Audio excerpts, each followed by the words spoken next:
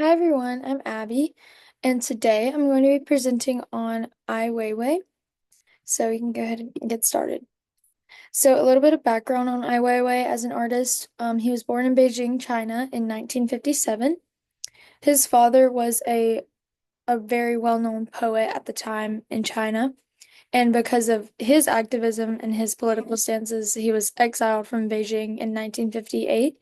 And just seeing how Ai Weiwei grew up with an influential father like that explains a lot of his passions and activism in the future. So he first began having an interest in art as a child, and he attended Beijing Film Academy in 1978. Um, as he got a little bit older, he decided that he wanted to leave China and just get away from the government that it was under at the time. So he moved to the US and he began to attend Parsons School of Design in New York in 1981. He officially began his art career in 1993 after moving back to Beijing. And these two art pieces I have on the side are examples of some art he created at the time where he combined Chinese history with art. These urns that we see here are historical artifacts from China, and he wanted to modernize them and just experiment with that a little bit by painting on the Coca-Cola symbol, as we can see. So moving on to his mediums. So Ai Weiwei has worked with a lot of mediums, honestly, like anything you could think of, he's probably worked with. He's done photography, videography, painting, sculpting, filmmaking, anything you could think of, he's probably done it. He began with painting, and after that, he moved on to sculpting and really found a passion in that. Now he mostly works with sculpting and does a lot of filmmaking now. He's most recently done a lot of filmmaking. So moving on from that, his studio practices, since beginning his career, Ai Weiwei has worked in large spaces. He exhibits his art in areas that provide him plenty of space for expression and for the meaning behind his pieces to be conveyed. So in my next slide, I'm going to give some examples of some art pieces he's created that use lots of space and sort of demand an audience to look at them and call attention to them and just ask why or what's the meaning behind them, which is exactly what he wanted in his piece, and that he does a great job of achieving.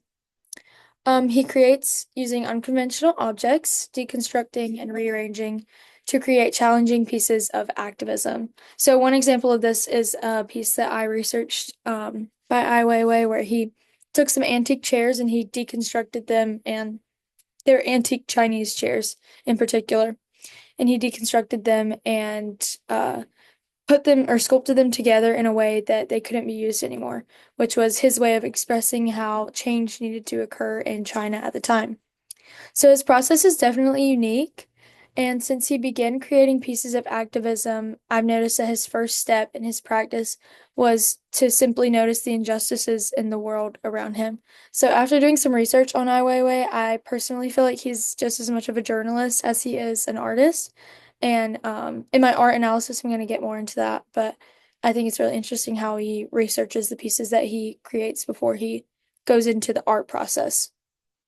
Ai Weiwei is inspired by his desire to inform the world of decisions and events that violate simple human rights, which is sort of going into what I said about him being a journalist as well. He finds things that are happening in the world and just things that have happened to him in general, and he wants to give a voice to people who don't have one, and he really does that through his artwork, which is something that I'll talk about later on. In order to do this, he uses everyday objects. So, like I said earlier, he uses chairs. He's used bicycles and backpacks and lots of different just random objects that um a lot of people would just not think twice about, but he uses to convey a message and create inspiring art pieces. So, in terms of a studio, he's had many studios. A lot of them actually, very interestingly, have been shut down by the government or even demolished. But in an interview that I saw him do online. He said that he believes artists no longer need a studio and that they can be enriched in spirituality and craftsmanship by using the space around them. So he says that an airport could be an art studio or a restaurant or just any space in general, and that an artist shouldn't confine themselves to one space or one way of making art, because he says they'll never reach their full potential if they do that. So these are some pieces that I picked out to just give examples of how he uses large spaces to convey his messages or to make his art pieces. So the first one I have in the top left corner is called Sunflower Seeds, and it's literally just porcelain painted sunflower seeds scattered across the floor of an art museum. And while exhibiting this piece, he encouraged people to walk around, step on them, lay on them, do whatever, to represent the government oppressing the Chinese population at the time. So this next piece beside it is called Trees, where he worked with a lot of Brazilian activists and artists to talk about deforestation and the impacts that that has, where he took a bunch of dead trees and put them together in ways that just showed how the tree should originally look. Beside that are two movies that he's made in the past 2 years.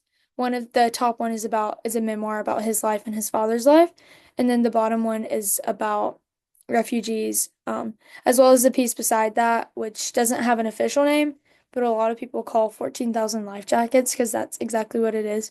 At the time, he was living on an island and had a studio there, that was in the middle of an active war zone. So they had a lot of refugees coming to their island, and he collected life jackets from them and made that piece. And this last one in the corner is the piece that I'm going to do my analysis on. So we can move on to that. So this piece is called Remembering, and it is a combination of 9,000 students' backpacks.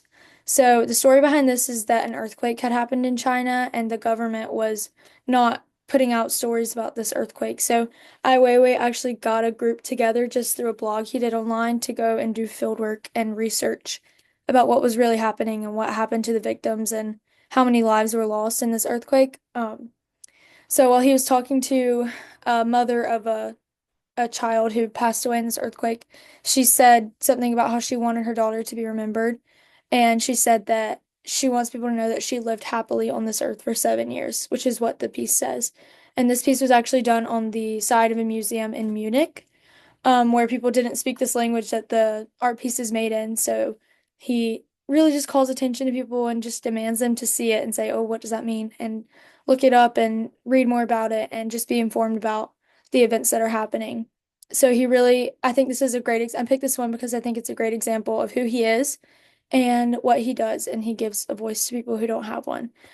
So that's more about Ai Weiwei and just his artwork in general. So I hope you guys have enjoyed this presentation, and that's all I have for today. So, bye.